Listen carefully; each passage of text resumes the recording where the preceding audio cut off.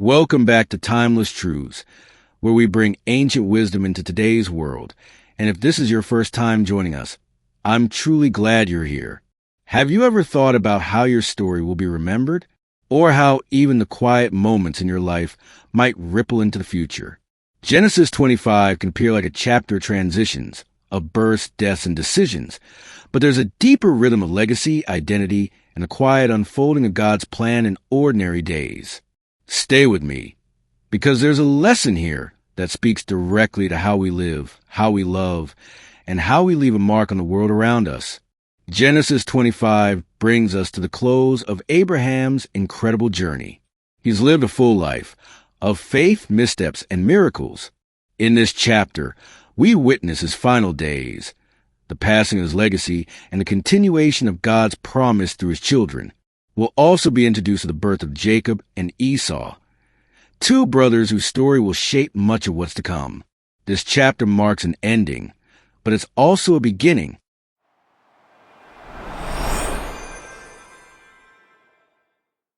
Modern day, reading of Genesis 25.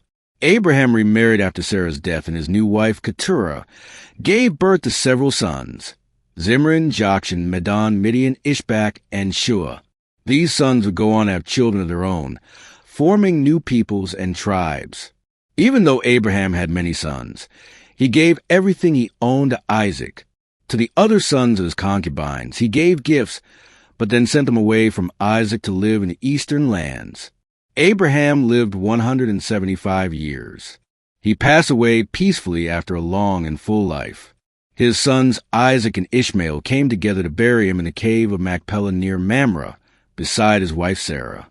After Abraham's death, God continued to bless Isaac, who settled near Beer Lahai Roi.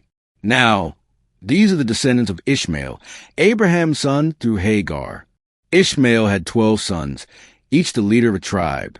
They lived in the area from Havilah to Shur, near Egypt, but they stayed separate from Isaac's people. Ishmael lived 137 years before passing away.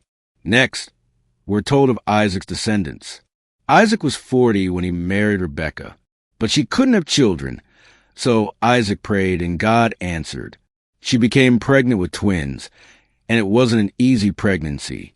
The baby struggled inside her, and she asked God why. God told her, 2 nations are in your womb. One will be stronger than the other, and the older will serve the younger. When the time came, she gave birth to twin boys. The first was red and hairy, and they named him Esau. His brother followed. Grabbing Esau's heel as he came out, they named him Jacob. Isaac was 60 years old at their birth.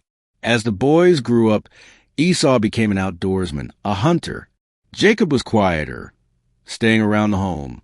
Isaac favored Esau because he loved the wild game he brought back, but Rebekah loved Jacob. One day, Esau came in from the fields exhausted. He saw Jacob cooking and demanded some stew.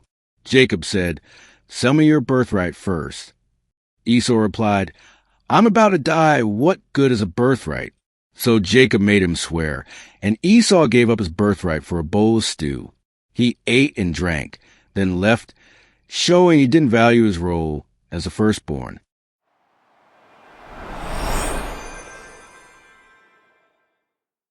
This is my interpretation of the text. This chapter reminds us that God's plans continue even in what may seem like the quiet chapters of life. Abraham's journey ends not with fireworks, but with faithfulness, preparation, and peace.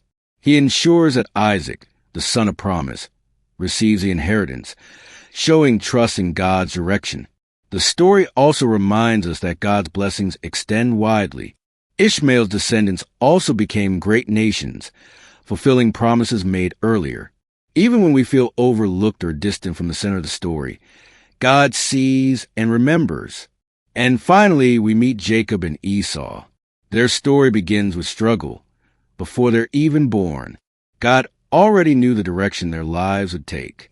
The twist, that the older would serve the younger, reminds us that God's ways don't always follow the rules we expect. We also see how easily something valuable, like a birthright, can be traded away in a moment of weakness.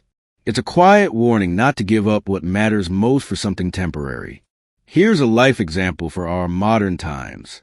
Imagine someone working hard to build a family business, sacrificing, saving, growing it from the ground up. They eventually pass it down to a child who understands its worth, while still blessing their other children in different ways. That's Abraham. He gives Isaac a legacy and promise, while still honoring his other sons with gifts and direction. It's thoughtful, intentional leadership. Now think about Esau. He gave up his birthright, his future, for something as fleeting as a meal. Haven't we all been there in some way? In moments of stress, exhaustion, or desperation, it's easy to make short-sighted choices. Maybe we walked away from a relationship, an opportunity, or our own values just to feel a moment of relief. But the cost is often greater than we realize. This is a call to action for all of us. Take time to reflect on what truly matters in your life. What legacies are you building? And are you intentional about who you're becoming?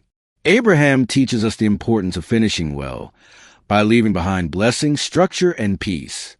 Let's also pay attention to the small choices we make in daily life. Don't give up long-term blessings for short-term gratification. Like Esau, we may be tempted to settle for what's easy or immediately satisfying, but we are called to live with purpose and foresight. If this message resonates with you, like this video to support more faith-based content. Subscribe to stay connected, and comment below what stood out most in today's reading. Finally, share this with someone who could use a gentle reminder of how our everyday decisions shape the stories we leave behind. Thanks for joining me today on Timeless Truths. Genesis 25 can seem like a quieter chapter, but it teaches us about the way of legacy and the value of the decisions we make, even in ordinary moments. What stood out to you most today? Have you ever made a decision that taught you the value of thinking long-term? Next time, we'll step into Genesis 26, where Isaac navigates his own journey of faith and learns firsthand how to trust God in a land of conflict and uncertainty. Until then, take care, stay grounded, and I'll talk to you soon.